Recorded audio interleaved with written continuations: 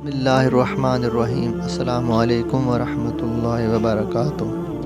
ناظرین محترم، حضور اکرم صلی اللہ تعالیٰ علیہ وآلہ وسلم نے رمضان شریف کے مہینے کے متعلق ارشاد فرمایا، اس مہینے کا پہلا عشرہ رحمت، دوسرا مغفرت اور تیسرا عشرہ جہنم سے آزادی کا ہے۔ معلوم ہوا کہ رمضان المبارک رحمت و مغفرت اور جہنم سے آزادی کا مہینہ ہے، لہٰذا اس رحمتوں اور برکتوں بھرے مہینے کے فوراً بعد ہمیں عید سعید کی خوشی منانے کا موقع فراہم کیا گیا ہے اور عید الفطر کے روز خوشی کا اظہار کرنا مستحب ہے۔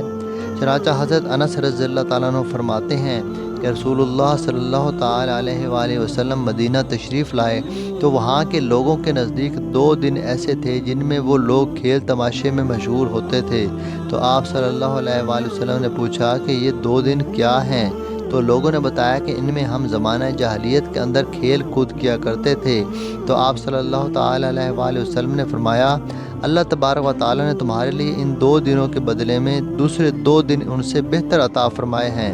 ایک دن عید الفطر کا ہے اور دوسرا دن عید الاضحیٰ کا ہے۔ ناظرین محترم، معلوم ہوا کہ اہل اسلام کی عید کے یہ 2 دن ہیں، ایک عید الفطر کا دن اور دوسرا عید الاضحیٰ کا دن ہے، اور یہ 2 دن تمام قوموں اور ملتوں کے ایام عید سے بہتر اور افضل ہیں۔ اس میں عید کے دن کے لیے خیر کے لفظ استعمال فرما کر اس طرف اشارہ فرما دیا کہ ان ایام میں ہر طرح کی بھلائی اور خوبی خدا کی طرف سے نازل ہوتی ہے۔ پیارے دوستو، جبکہ عید الفطر کے روز خوشی کا اظہار کرنا مستحب ہے۔ ناظرین محترم، نبی صلی اللہ تعالیٰ علیہ وآلہ وسلم نے ارشاد فرمایا، جس نے ہدایت کی رات یعنی شب عید الفطر اور شب عید الاضحیٰ طلب ثواب کے لیے قیام کیا تو اس دن اس کا دل نہیں مرے گا جس دن تمام لوگوں کے دل مردہ ہو جائیں گے۔ اور ایک اور مقام پر حضرت سیدنا معاذ بن جبل رضی اللہ تعالیٰ عنہ سے مروی ہے، فرماتے ہیں کہ جو 5 راتوں میں شب بیداری کرے تو اس کے لیے جنت واجب ہو جاتی ہے۔ ذوالحجہ شریف کی 8ویں، 9ویں اور 10ویں رات کو، اور عید الفطر کی رات، اور شعبان المعظم کی 15 کی رات۔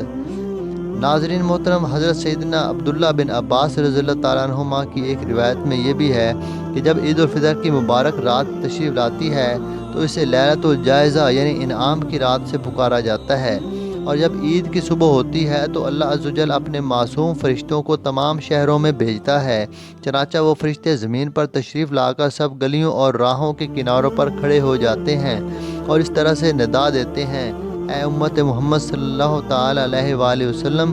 اس رب کریم عز و جل کی بارگاہ کی طرف چلو جو بہت زیادہ عطا کرنے والا ہے اور بہت بڑے گناہوں کو معاف فرمانے والا ہے۔ اور پھر اللہ عز و جل اپنے بندوں سے یوں مخاطب ہوتا ہے، اے میرے بندو، مانگو کیا مانگتے ہو، میری عزت و جلال کی قسم، آج کے روز اس نماز عید کے اجتماع میں اپنی آخرت کے بارے میں جو کچھ سوال کرو گے وہ پورا ہوگا، اور جو کچھ دنیا کے بارے میں مانگو گے اس میں تمہاری بھلائی کی طرف نظر فرماؤں گا۔ میری عزت کی قسم، جب تک تم میرا لحاظ رکھو گے میں بھی تمہاری خطاؤں کی پردہ پوشی فرماتا رہوں گا، اور میری عزت و جلال کی قسم، تمہیں حد سے بڑھنے والوں کے ساتھ رسوا نہ کروں گا۔ بس اپنے گھروں کی طرف مغفرت یافتہ لوٹ جاؤ، اور تم نے مجھے راضی کر دیا اور میں بھی تم سے راضی ہو گیا۔ پیارے دوستو، اس روایت سے پتہ چلتا ہے کہ عید الفطر کا دن کس قدر اہم ترین دن ہے، جس دن اللہ رب العزت کی رحمت نہایت جوش پر ہوتی ہے، دربار خداوندی سے کوئی سائل مایوس نہیں لوٹتا۔ ایک طرف اللہ عز و جل کے نیک بندے اللہ عز و جل کی بے پایاں رحمتوں اور بخششوں پر خوشیاں منا رہے ہوتے ہیں، تو دوسری طرف مومنوں پر اللہ عز و جل کی اتنی کرم نوازی دیکھ کر انسان کا بدترین دشمن شیطان آگ بگولا ہو جاتا ہے۔ چنانچہ حضرت وہب بن منبر رحمۃ اللہ تعالیٰ علیہ فرماتے ہیں کہ جب عید آتی ہے تو شیطان چلا کر روتا ہے، اس کی بدحواسی دیکھ کر تمام شیاطین اس کے ارد گرد جمع ہو کر پوچھتے ہیں، ہمارے آقا آپ کیوں غضبناک ہیں اور اداس کیوں ہو گئے ہیں؟ وہ کہتا ہے، ہائے افسوس، اللہ عز و جل نے آج کے دن امت محمد صلی اللہ تعالیٰ علیہ وآلہ وسلم کو بخش دیا، لہٰذا اب تم انہیں لذات اور نفسانی خواہشات میں مشغول کر دو۔ ناظرین محترم، دیکھا آپ نے کہ شیطان پر عید کا دن نہایت گراں گزرتا ہے، لہٰذا وہ شیاطین کو حکم صادر کر دیتا ہے کہ تم مسلمانوں کو لذات نفسانی میں مشغول کر دو، لہٰذا عید کی آمد پر ہونا تو یہ چاہیے تھا کہ عبادات و حسنات کی کثرت و بہتات کر کے رب کائنات عز و جل کا زیادہ سے زیادہ شکر ادا کیا جائے، مگر افسوس صد افسوس، اب اکثر مسلمان عید سعید کا حقیقی مقصد بھی بلا بیٹھے ہیں۔ اب تو عید منانے کا یہ انداز ہو گیا ہے کہ بیہودہ نقش و نگار بلکہ معاذ اللہ جاندار کی تصویر والے بھڑکیلے کپڑے پہنے جاتے ہیں کہ جن کے اندر نماز بھی نہیں ہوتی، اور رقص و سرور کی محفلیں گرم کی جاتی ہیں، اور گناہوں میں پڑے میلوں، گندے کھیلوں، ناچ گانوں اور بڑے فلموں ڈراموں کا اہتمام کیا جاتا ہے۔ دل کھول کر وقت و دولت دونوں کو خلاف سنت و شریعت افعال میں برباد کیا جاتا ہے۔ افسوس صد افسوس کہ اب اس مبارک دن کو کس قدر غلط کاموں میں گزارا جانے لگا ہے۔ ناظرین محترم، ان خلاف سنت باتوں کے سب